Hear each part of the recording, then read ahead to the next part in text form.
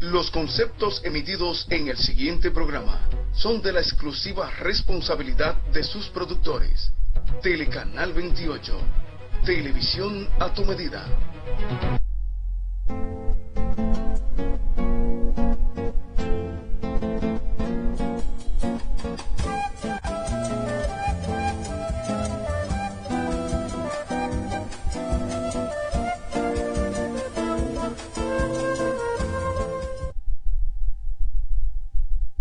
Saludos, país. Lunes, iniciando una semana de trabajo. Muchas bendiciones para todos, para todas. Aquí Voz para el Cambio, una ventana de compromiso con la patria, de compromiso con el ideal duartiano. Muchas informaciones. 2.8 millones de alumnos, de estudiantes, inician hoy el año escolar 2017-2018. Como cada año, el grito al cielo de los padres con los precios de los libros y de los útiles escolares en sentido general, y por supuesto de uniformes, de zapatos, con todo lo que implica aquí la inseguridad de un año escolar para los estudiantes o para los padres, que son los que tienen al final que costear el altísimo precio que tienen los útiles escolares. Qué diferente en otros países que los niños van a la escuela y lo tienen todo. Aquí se critica mucho a Cuba, la miseria de Cuba, que el gobierno de Cuba ha aumentado la pobreza de sus ciudadanos, que no han resuelto los problemas esenciales. ¿Para qué ha servido la revolución? Sin embargo, en Cuba, cuando se inicia un año escolar, ningún padre tiene el dolor de cabeza que significa buscar útiles escolares, zapatos, uniformes, libros, mascotas, lápices, mochilas, nada, porque aquella sociedad desde el Estado lo garantiza todo, incluidos los almuerzos, desayuno, merienda, y no hay que pagar un céntimo por la educación de los hijos. No hay colegio privado. En Cuba la educación está garantizada para todos los niños, los jóvenes y los que no son jóvenes, porque los adultos que ya cursaron una carrera universitaria gratuitamente pueden hacer una especialidad, una maestría, el doctorado, y no tienen que pagar un centavo. Y eso pasa con los servicios de salud. Entonces, si eso es fracasar, si eso es pobreza, déjenme a mí en ese fracaso de Cuba y en esa pobreza de Cuba, donde no hay estos dolores de cabeza como aquí cada año en el mes de agosto. 2.8 millones de alumnos inician hoy el año escolar. Pero ¿cuántos padres tienen el dolor de cabeza de no saber cómo van sus hijos a la escuela? O tener que coger prestado para resolver ese problema. Y cuando le llegan los chelitos de Navidad, ya lo deben por el año escolar. Es un problema muy serio, muy serio. Y encima de todo esto, la calidad cuestionada de la educación dominicana, porque está cuestionada la calidad de los profesores en la República Dominicana, la calidad y la vocación para el servicio, porque he sabido que en las universidades una de las últimas carreras que los estudiantes cogen es la de educación, porque no le dan entrada a otra, o porque es la que tiene menos requisitos, cuando debía ser la que tuviera más requisitos. Hay carreras que son fundamentales, educación, medicina, pero aquí el ministro de Salud Pública dijo que sobraban médicos, y cuando en un país sobran médicos, muriéndose los ciudadanos porque falta atención médica en los hospitales o porque en las comunidades no hay médicos, es porque el desorden es grande, es porque la falta de amor de los que gobiernan es muy grande para con los ciudadanos. Entonces, estamos patas para arriba. Pero bueno, son de las cosas. Don Juan Francisco de la Rosa, ¿cómo va el mundo? ¿Cómo va la vida? Bueno. Y usted hizo año escolar con sus 3 muchachos. Bueno, es una tarea muy fuerte que para la mayor cantidad de dominicanos, porque en esa tarea, de alguna manera, ya sea de manera directa o indirecta, están involucrados también los abuelos, porque siempre en la cultura dominicana se utiliza que siempre le llega alguna solidaridad a los viejos, pero ahora con la responsabilidad de preparar a los muchachos, la obligación habría que compartirla, porque hay que cumplir en los dos niveles, en los mayores con los muchachos, para que puedan cumplir con esta magna tarea. Y en la República Dominicana se percibe en esa materia que hay un gran desorden. Ayer vimos un video de un ciudadano que se estaba quejando porque, aunque en la casa tiene muchísimos libros del año anterior, no puede utilizar un solo en favor de los niños que van detrás, porque el sistema, el negocio lo prohíbe. Todos los años cambian la fuente, los libros, textos, y eso entonces obliga a los padres a hacer un mayor sacrificio. Se puede decir de manera tajante, sin que el senador del distrito nos acuse de mediocre, de torpe, de ignorante, que en la República Dominicana, en el sistema educativo, hay un verdadero desorden para favorecer a las grandes empresas editoras de libros. Eso no tiene ninguna explicación ni análisis, eso lo sabe todo el mundo. Esto arrastra una cadena. Ya usted dice que el tema del año escolar impacta a los abuelos, porque claro, los pocos chelitos hay que distribuirlos, hay que reducir lo que uno le da a los padres, que son los abuelos de los niños. Eso solamente lo entiende el que comparte, el que no comparte con los viejos no entiende eso. Pero además eso afecta también la posibilidad de las vacaciones. Claro. Porque hay que ahorrar unos chelitos para comprar libros, uniformes, zapatos y para pagar inscripción, lo que tienen los hijos en colegio privado. Es decir, afecta muchas cosas. Pero Alfonso, me gustaría que nos detuviéramos en ese desorden para favorecer a los grandes, a las grandes editoras. Porque ¿cómo es posible? Nosotros llegamos a estudiar con libros que quedaban en la casa. Y ahora, en cada casa donde hay varios muchachos, hay un montón de libros. Y en mi caso personal, por amor a los libros, no he votado un alto que hay en la mía. Lo mantengo ahí, y algunos que son de ciencias sociales voy a comenzar a estudiar como primera vez las ciencias sociales, pero que no sirven para que los otros lo usen. Entonces, y pienso que en un país donde haya niveles de solidaridad, de respeto por la educación, a eso se le debe poner un freno, porque eso es solamente con el interés de favorecer las grandes empresas. Pero te lo he dicho, es la política neoliberal, Juan Francisco, y la política del negocio desde el Estado, porque nada de esto es casual. ¿Quién dirige la cosa pública? El Estado. ¿Quién dirige el sistema educativo? El Estado. Entonces, es desde el Estado que se ha montado un negocio. Parece que el peor de toda la historia, porque yo pienso que a veces estos muchachos, y a uno le pide perdón al senador, pero a veces se le quedan chiquitos a Biden. ¿Y por qué hay que pedirle perdón al senador? No, porque él se incomodó. Él es el dueño de Santo Domingo. Él se incomodó y dijo palabras que no son acostumbradas en él, pero que son cosas muy evidentes, porque uno no nota que desde el Estado hay una autoridad que se impone. Eso no se puede, y si usted no cierra, le meto la guardia, porque al pueblo hay que favorecerlo. Usted es un hombre agradecido, usted siempre está pidiendo perdón a su profesor. Qué lástima que yo nunca fui maestro suyo, para que tuviera esa diferencia conmigo también. No, porque lo digo porque ayer leí un artículo muy duro. El de Narciso, la 3M de Pechito. Muy duro, muy duro. Pienso que él... ¿Pero dijo mentira? No, yo pienso que él se merece, porque fue el que inició el debate.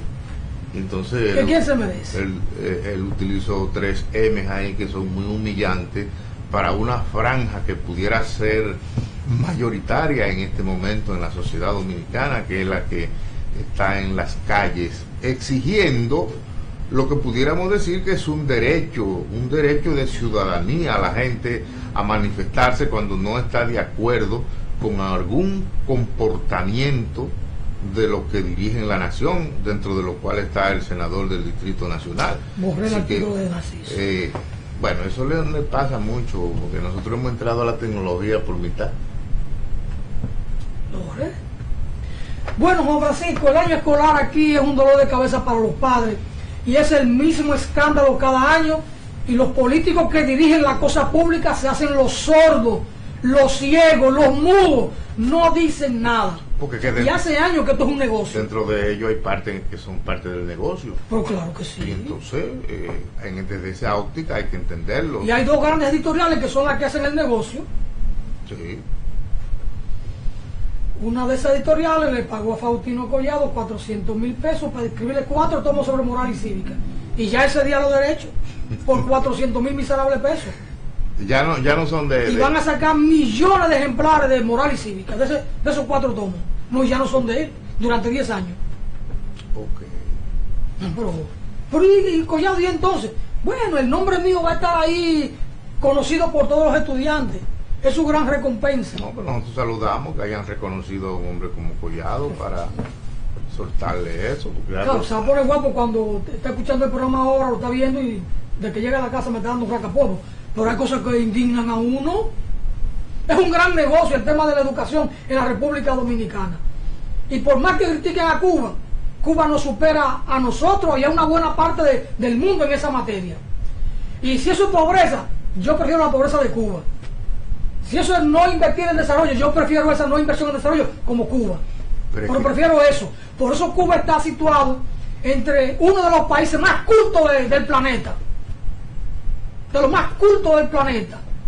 Acorde con esa idea de Martí, ser culto para ser libre. Pero ellos son libres, aunque aquí muchos quieran decir que no, aquí y en el mundo.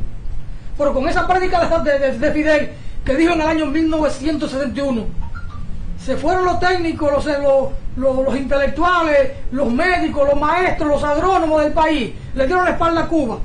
Pero vamos a construir una sociedad de científicos. Y ahí está, 50 años después, una sociedad de científicos. Cuba está exportando conocimiento. Pero que nadie que tenga respeto por sí mismo puede criticar a Cuba en lo que tiene que ver con la educación y la salud. Pero aquí lo critican todo, Juan Francisco. Cuba se ha ido proyectando como una potencia, vamos a decir, potencia educativa en esos renglones, el deporte también. Entonces, pienso que los que sean críticos de Cuba tienen que buscar otro objetivo que no sea ese, porque los avances son evidentes. No, porque son bocinas del imperio. Y con relación, nosotros estuvimos revisando precisamente para poder participar con el filósofo e historiador Elías Acosta, y una de las cosas que resaltamos fue que a Fidel, dentro de esos periodistas que lo han entrevistado, y existen los libros, le atribuyeron eso, que se dice que como que lo que ocurría en Cuba era impuesto. Entonces él le respondió, bueno, pero Cuba es el único país del mundo que el pueblo es que tiene las armas, los estudiantes saben dónde están, los trabajadores, los profesores, los intelectuales. Es decir, como era un país que estaba amenazado realmente para ser invadido por sus amigos del norte, el pueblo sabe dónde están los arsenales. Los amigos del norte. Sí. Usted tiene una forma tan peculiar de decir las cosas. Juan Francisco, mire, el tema ecológico, el tema ambiental, recurrente el tema de la tumba de árboles para hacer carbón. ¿Y a dónde va ese carbón? Hornos de carbón en la reserva de la biosfera, por allá, por Jaragua, Bauruco, Enriquillo, zonas reservadas. Ahí un equipo de Diario Libre sobrevoló con un dron y las imágenes que recogieron son impactantes. La cantidad de horno para hacer carbón. ¿Y para dónde va ese carbón? Para Haití. Porque aquí no se usa todo el carbón que se está quemando. Pero es tumbando los árboles. Nos van convirtiendo en un desierto. Pero el Estado, y los que lo hacen son fundamentalmente dominicanos, y el Estado no hace cumplir sus propias disposiciones. Porque una reserva científica, un parque nacional, un área protegida, no importa la clasificación, o es mediante decreto o es por una ley, y eso hay que respetarlo. Y los que queman carbón o los que queman leña para hacer carbón y tumban los árboles, todo el mundo lo conoce, todo el mundo lo conoce. Dice en la reseña que trae el Diario Libre que al pasar por un pueblo de la Baitoa, 2 hombres con machetes en mano caminan por la carretera, y el guía que va con ellos le dice: esos 2 son carboneros, nosotros los conocemos bien. Pero no hay responsabilidad, nadie cae, porque no hay un régimen de consecuencia. Esto es terrible, Juan Francisco. Bueno, nosotros Nos quedamos sin país. venimos de una región deprimida y que sí sabemos cómo se elabora el carbón, sabemos que el Estado debe intervenir en la zona en donde se produce ese fenómeno, porque a los hombres y mujeres que viven de esa actividad hay que hacerle que puedan producir en otra área, en la agropecuaria pudiera ser, pero el hombre que vive de la hacha, tumbando los árboles para hacer carbón, y copiamos de Juan Bosch, cuando decía que la meta de todo ser humano es seguir viviendo. Entonces seguir viviendo necesita comer, alimentarse, y si las condiciones materiales no existen, hay que crearlas para que el ser humano deje de tumbar los árboles. Pero quitarle el hacha al hombre solamente y mandarlo para su casa no es solución.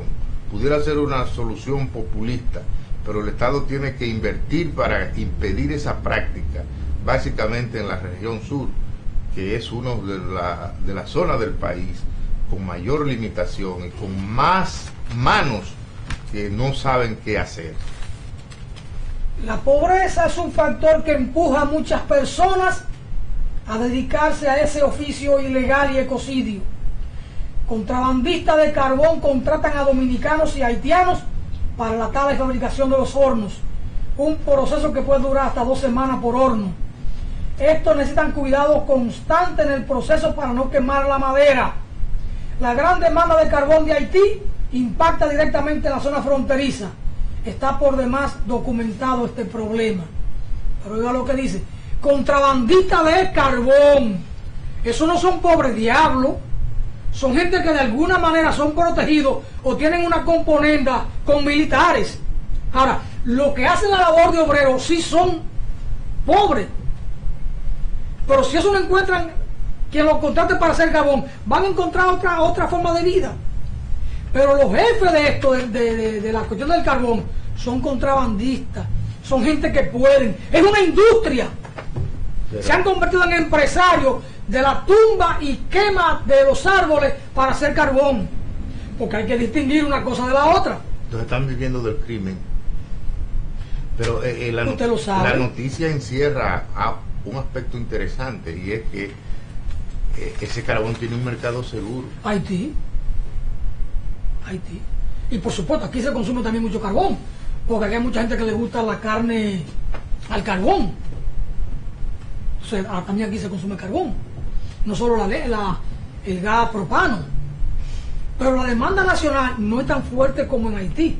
El gran negocio es Haití, porque en Haití el 86% de los alimentos que hay que cocer, que hay que cocinarlo, hay que hacerlo con carbón o con leña. Y se están alimentando del vecino. Claro. Por esa tesis que planteaba Juan Bosch y que usted cita correctamente, la primera razón del ser humano es sobrevivir. La primera necesidad, sobrevivir. Y después lo otro. Y después, bueno, ya veremos si la racionalidad nos lleva a una toma de conciencia y de civilidad para convivir con los demás y con el entorno de manera amigable. Pero también Juan Bosch era un hombre apegado al principio de la legalidad, claro, de la ley. Hay un estado de necesidad, sobrevivir, pero también tiene que haber una ley, una norma que obligue a la convivencia civilizada, pacífica, respetándonos los unos a los otros y respetando el entorno. Ahora, los dos estados pudieran cultivar árboles que fuesen útil para producir carbón, sin la necesidad de tener que sacrificar las plantas que son autóctonas de ambos países. Usted habla de los dos estados. Haití es un estado fallido y esto va en camino de ser otro estado fallido. No hay forma de entenderse con los haitianos. Pero que tampoco aquí hay un estado que sea responsable. Porque aquí ocurren las cosas a ojo vista y no hay un estado que asuma la responsabilidad de aplicar la ley para que sea respetado todo el entorno de la naturaleza. Bueno, y yo pienso que en lo que falta de gestión de gobierno, las cosas se pudieran complicar, porque creo que todos los partidos ya entran en campaña prácticamente. A propósito de un estado fallido, ¿qué es lo que va a pasar ahora en San Juan de la Maguana? Que el gobierno está autorizando la exploración de oro. Ahí hay un artículo formidable de Narciso. ¿Y qué va a pasar con el Valle de San Juan de la Maguana?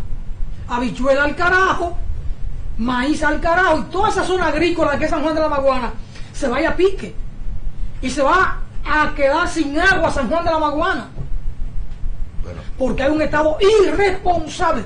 Un estado responsable tiene la mira puesta en la continuidad de la nación, pero aquí estamos liquidando la nación desde lo público, porque hay hombres públicos que se han encaramado en el palo, en el poder, que son los jefes de Estado, que aplican una política de servilismo a intereses foráneos en detrimento de la propia naturaleza, del propio país, del propio territorio. Se ha comprobado en la práctica que casi la totalidad de esos hombres públicos que están al frente de instituciones importantes, básicamente los poderes del Estado, lo que menos le importa es el país. Esa es una práctica a lo largo de los años de ejercicio que llevan estos ciudadanos al frente de la gran hacienda pública. Han demostrado mayor interés en hacer un patrimonio personal que cuidar a la nación. Yo pienso que el presidente Danilo Medina no debía cargar con ese estigma de llevarle esa desgracia a su pueblo, porque eso va a implicar grandes movilizaciones y que comiencen a maldecirlo en su propio lar. Bueno, es así. Vamos a Juan Francisco, allá una brevísima pausa y retornamos con este tema, el tema ambiental, la tala de los árboles para hacer carbón y dejarnos a nosotros en una situación ambiental sumamente difícil. Vamos a la pausa, señor director.